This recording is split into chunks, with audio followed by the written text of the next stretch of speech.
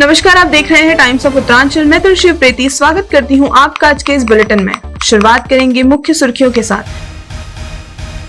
उत्तरांचल विश्वविद्यालय के school of applied and life sciences ने किया ह्यूमन वैल्यूज एंड एथिक्स विषय पर सेमिनार का आयोजन। 1100 से अधिक छात्रों ने दर्ज कराई उपस्थिति। ट्रेनिंग के दौरान विकलांग होने वाले कैडेट्स पर सुप्रीम कोर्ट ने जताई चिंता। सरकार से मांगा जवाब, कहा 40,000 रुपये मुआवजा काफी नहीं। खराब सड़क होने के बावजूद भी वसूला जा रहा है टोल। चीफ जस्टिस की NHAI को फटकार। भारी बारिश से थमी मुंबई की रफ्तार, कई इलाकों में लगा भारी जाम।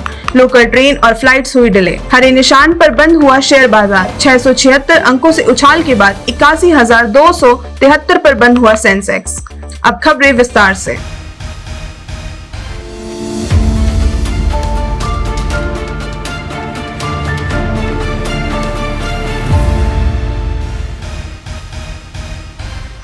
अगस्त 2025 को उत्तरांचल यूनिवर्सिटी के school of applied and life sciences ने मानव मूल्यों एवं नैतिकता ह्यूमन वैल्यूज एंड एथिक्स विषय पर सेमिनार का आयोजन किया।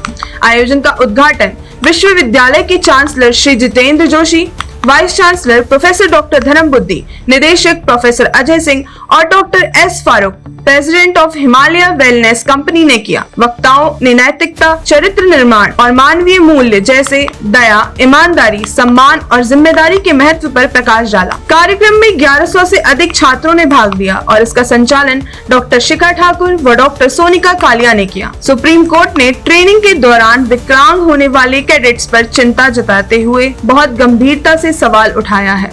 सुप्रीम कोर्ट ने कहा है कि ऐसे बहादुर कैडेट्स जो देश की सेवा में घायल हुए हैं, उन्हें मात्र 40,000 रुपए देकर छोड़ दिया जाए तो यह कहीं से भी सही नहीं है। अदालत ने केंद्र से पूछा है कि क्या वे बीमा कवरेज और मदद राशि बढ़ा सकते हैं और कैडेट मेडिकली फिट होने के बाद रक्षा सेवाओं में किसी भूमिका में शामिल किया जाएगा या नहीं। साथ ही सुरक्षा और मानवता के आधार पर उनकी किसी दूसरे रोल में फिर से पोस्टिंग सुनिश्चित की जाएगी या नहीं। सुप्रीम कोर्ट के चीफ जस्टिस ने national highway authority of India को फटकार लगाई है।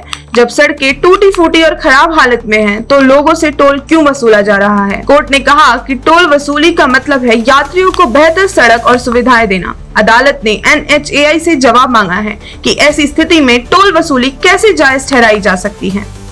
मुंबई में भारी बारिश से जनजीवन बुरी तरह प्रभावित हो गया है। कई इलाकों में पानी भरने से सड़कों पर लंबा जाम लग गया है और लोग घंटों तक जाम में फंस रहे हैं। लोकल ट्रेनें देरी से चल रही हैं, जिससे ऑफिस जाने वाले यात्रियों को दिक्कत हो रही है। वहीं एयरपोर्ट पर भी फ्लाइट्स लेट हो रही हैं और यात्रियों को इंतजार करना पड़ रहा है। लगातार बारिश से हालात बिगड़ रहे हैं और प्रशासन ने लोगों से सावधानी बरतने की अपील की है। शेयर बाजार मजबूती के साथ हरे निशान पर बंद हुआ। सेंसेक्स 676 अंकों की बढ़त के साथ 81,273 के स्तर पर बंद हुआ, जबकि निफ्टी भी अच्छे उछाल के साथ ऊपर गया। कारोबार के दौरान बैंकिंग, IT और ऑटो सेक्टर के शेयरों में सबसे ज्यादा तेजी देखने को मिली। निवेशकों की खरीदारी बढ़ने और ग्लोबल मार्केट से मिले सकारात्मक संकेतों की वजह से बाजार में उत्साह रहा।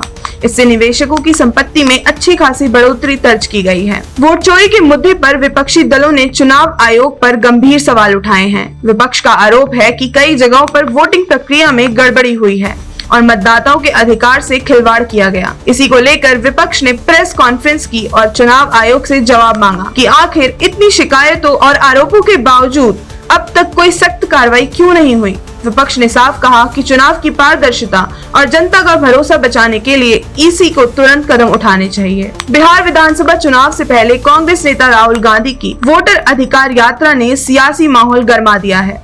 इस यात्रा में राहुल गांधी लोगों से सीधे जुड़कर चुनावी मुद्दों पर बातचीत कर रहे हैं और खासकर युवाओं और गरीबों को अपने साथ जोड़ने की कोशिश कर रहे हैं। कांग्रेस का दावा है कि यह अभियान वोटरों को उनके अधिकारों के प्रति जागरूक करेगा। वहीं बीजेपी के लिए यह चुनौती बनता दिख रहा है, क्योंकि इससे विपक्षी एकजुटता और जनता के बीच सरकार के खिलाफ असंतोष को हवा मिल रही है। मॉनसून सत्र के 18वें दिन राज्यसभा में भारतीय अंतरिक्ष यात्री शुभांशु शुक्ला की ऐतिहासिक उपलब्धि पर चर्चा हुई। सांसदों ने उनके साहस और उपलब्धि की सराहना करते हुए इसे देश के लिए गर्व का क्षण बताया।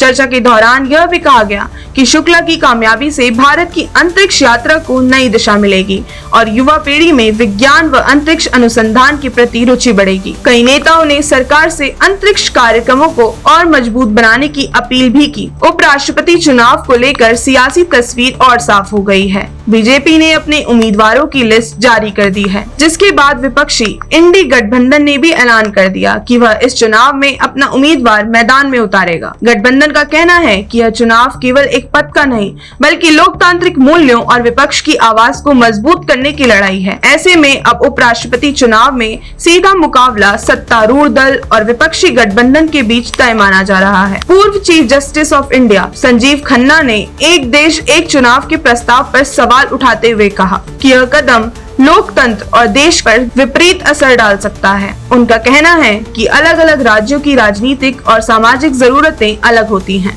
ऐसे में सभी चुनाव एक साथ कराने से क्षेत्रीय आवाज दब सकती है और देश के ढांचे की मजबूती कमजोर हो सकती है। उन्होंने यह भी कहा कि चुनाव सुधार जरूरी है, लेकिन उन्हें इस तरह लागू किया जाना चाहिए जिससे विविधता और लोकतांत्रिक संतुलन सुरक्षित रहे। आज की इस बुलेटिन में इतना ही। ऐसी ही खबरों का सिलसिला जारी रखने के लिए देखते रहिए टाइम्स ऑफ उत्तरांचल। धन्यवाद।